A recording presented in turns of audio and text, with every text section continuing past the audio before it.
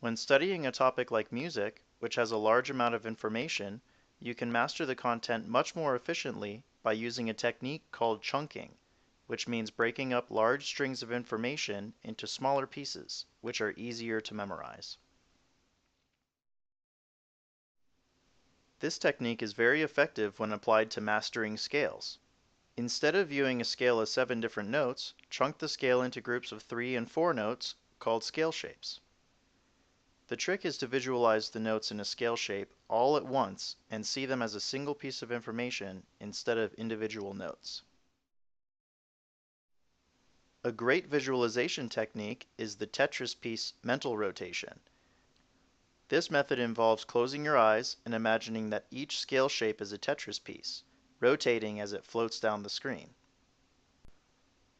Make sure to rotate both clockwise and counterclockwise in your mind to maximize the impact of the exercise.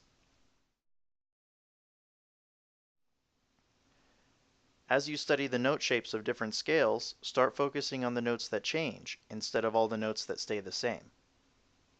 These two scales share the CDE 3-note shape, so instead of memorizing 7 new notes to learn F major, just make a 1-note change to the 4-note shape.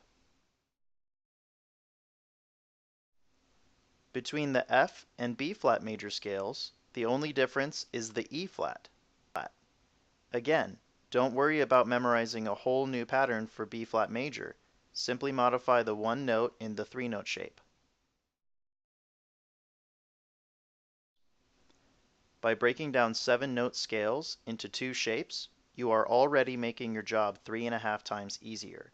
When you apply those shapes to every major scale, you end up learning 20 shapes instead of 105 separate notes. That is over 5 times more efficient.